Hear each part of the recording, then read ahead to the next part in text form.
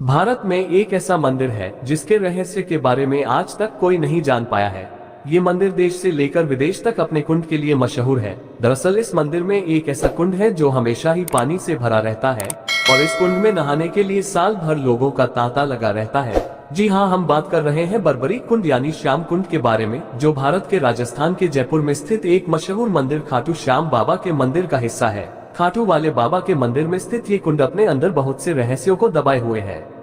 बाबा श्याम के इस विख्यात मंदिर की कई मान्यताएं और कहानियां हैं। बाबा के मंदिर में मौजूद ये कुंड अपनी उत्पत्ति को लेकर भी कई रहस्य छिपाए हुए हैं। कहा जाता है कि आज से हजारों साल पहले जब यहाँ केवल मिट्टी ही थी, तब यहाँ रोज गाय आया करती थी और जानवर आया करते थे और इस स्थान पर पहुँचने के बाद गाय का अपने आप दूध देने लगती थी।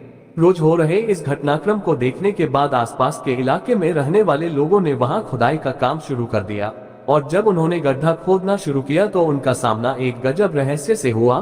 दरअसल खुदाई करते हुए जब वो लगभग 30 फीट तक नीचे पहुंचे तो उन्हें एक बक्सा मिला जिस पर लिखा था बर्बरीक। कथाओं की माने तो इस बक्से के अंदर महाभारत काल के बर्बरीक का असली सिर मौजूद था, जिसके बाद वहां मौजूद लोगों ने इस बक्से को ले जाकर उस समय के राजा रतन सिंह को दिया। चौंकाने वाली बात तो ये रही कि जिस स्थान से वो शीश प्रकट हुआ, ठीक उसी स्थान से पानी का तेज प्रभाव शुरू हो गया, जिसे आगे जाकर श्याम कुंड कहा गया। हर साल लगने वाले मेले में आने वाले भक्त पहले इस कुंड में आकर नहाते हैं और फिर जाकर बाबा के दर्शन कर सके।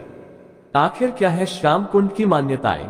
श्याम कुंड को लेकर कई तरह की मान्यताएं जताई जाती है। कहा जाता है कि श्याम कुंड में नहाने से कई पाप दूर हो जाते हैं और अगर कोई बाबा के दरबार पर पहुंचकर अच्छे और निश्चल मन से कुंड में स्नान करता है तो उसे एक नया शरीर मिल जाता है। इसके अलावा अगर कोई हारा हुआ हो, उसका कोई काम न बन रहा हो और वो जाकर बाबा के कुंड में स्नान करे तो बाबा हारे का सहारा बनकर उसका साथ देते हैं। इसके अलावा इस कुंड में नहाने से शरीर और मन दोनों की ही अशुद्धियों का नाश हो जाता है और अगर किसी स्त्री को पुत्र रत्न की प्राप्ति न हुई हो और वो जाकर बाबा के कुंड में नहा ले तो उसे पुत्र रत्न की प्राप्ति होती है।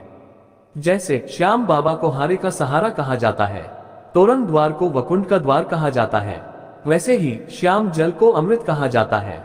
और श्याम जल को अमृत कहा ही नहीं जाता बल्कि ये सच में अमृत ही है। इसे नियमित अपनाने से भक्त तर ही जाता है, चाहे उसे बड़े से बड़ा संकट ही क्यों ना हो। बस बात विश्वास की है। ये बात मैं अपने पर्सनल एक्सपीरियंस के साथ कह सकता हूँ। जो भी श्याम भक्त खाटू जी के श्याम जल को सच्चे मन से और पूरे विश्वास के साथ अपने घर लेकर आता है और इसको नित्य नियम के साथ अपनाता है, उस भक्त को चाहे कोई भी पीड़ा हो, कष्ट हो, आर्थिक परेशानी हो, चाहे बड़ी से बड़ी बीमारी ही क्यों ना हो, वो सब दूर हो जाती है। बस आपको इसे पूरे विश्वास के साथ अपनाना पड़ता है। श्याम जल, जिस जल से श्याम बाबा को हर अमावस को स्नान करवाया जाता है, उस जल को श्याम जल कहा जाता है। इस जल की एक एक बूंद श्याम बाबा के मुखड़े को छू कर निकलती है। इस श्याम जल में बाबा के पावन चंदन का भी मिश्रण होता है, जिस बाबा के दर्शन मात्र से ही मरता हुआ व्यक्ति भी जीवित हो जाता है।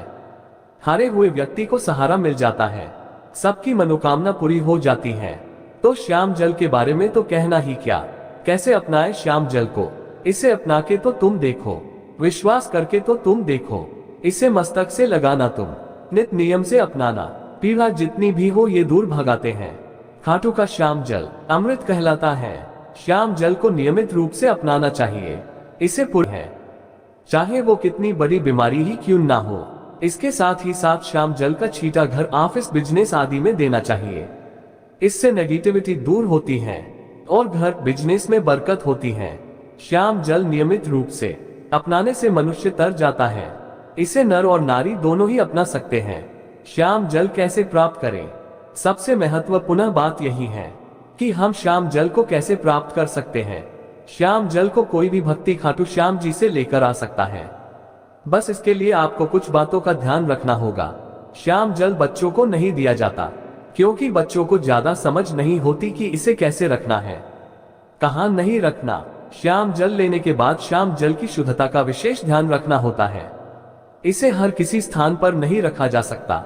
जो व्यक्ति श्याम जल को अपने घर लाने के लिए लेता है उसे अपनी शुद्धि का भी ध्यान रखना पड़ता है। श्याम जल आपको नॉर्मल बोतल में नहीं मिलेगा, इसके लिए आपको कैनी वाली बोतल ही लेकर जानी पड़ेगी। ये बोतल आपको आसानी से मार्केट में मिल जाएगी और खाटू श्याम जी में भी मंदिर के पास किसी भी दुकान में आसानी से मिल जाती है। इसके बाद मंदिर में प्रवेश करना है। बाबा के दर्शन के लिए लाइन में लगना पड़ता है। लेकिन यहाँ हमें मेन लाइन जो कि बाबा के दरबार की 13 सीढ़ियों से होकर जाती है, उससे ना होकर दूसरी लाइन जिसको वीआईपी लाइन भी बोला जाता है, उस लाइन में खड़ा होना है। खाटू श्याम में वीआईपी लाइन में लगने के लिए किसी भी तरह का कोई भी चार्ज नहीं देना पड़ता। वीआईपी लाइन से होते हुए जब आप बाबा के दरबार के पास पहुंच जाओ तो दरबार से पहले आपको बाबा के सेवक यानी दरबार के पंडित जी खड़े मिलते हैं। बस आपको उन्हें कैनी वाली बोतल देनी है और उनको श्याम जल देने को कहना है, वो आपको श्याम जल दे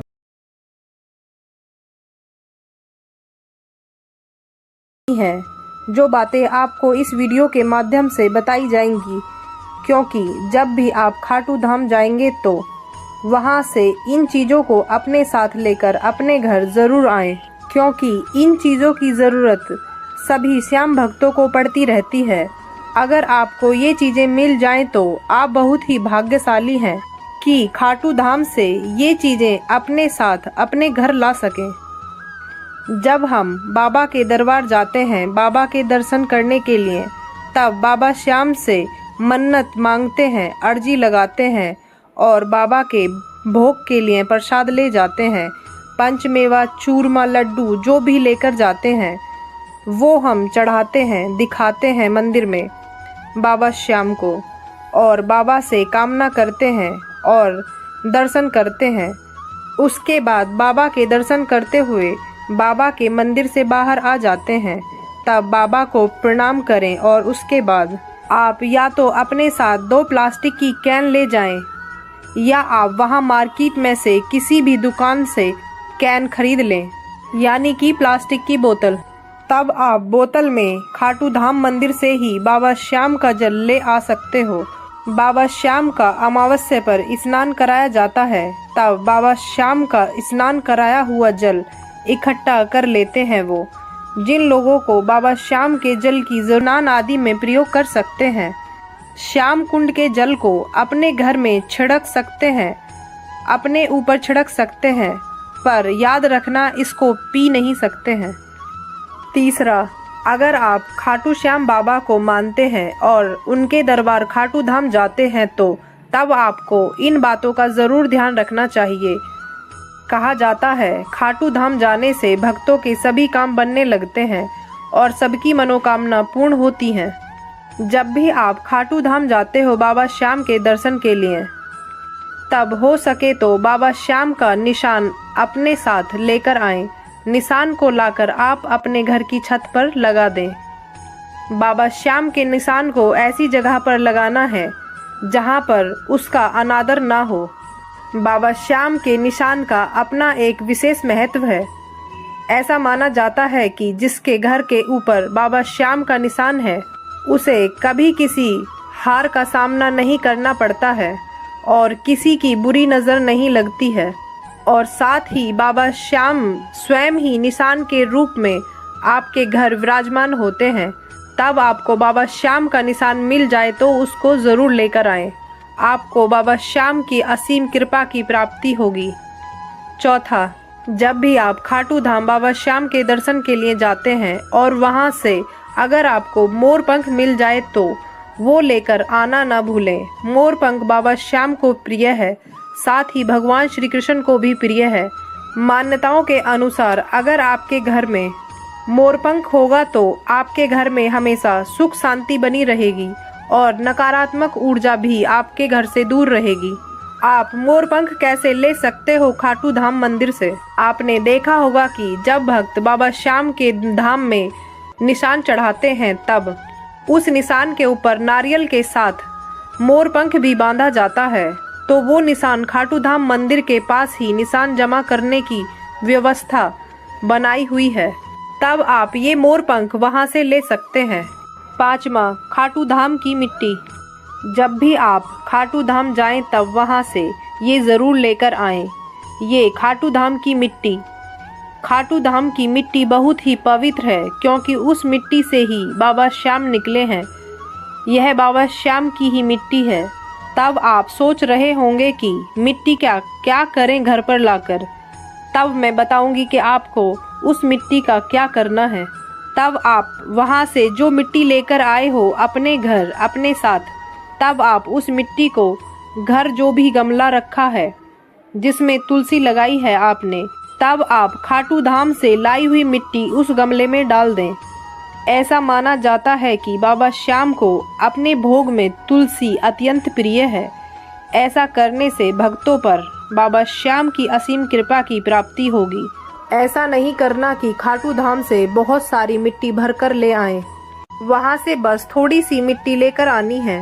ये छोटी छोटी बातें बड़ी ही काम की हैं श्याम भक्तों के लिए। माने तो कण कण में भगवान, ना माने तो कुछ नहीं है। देखो, जरूरी नहीं है कि आप सारी चीजें ही लेकर आएं खाटू धाम से।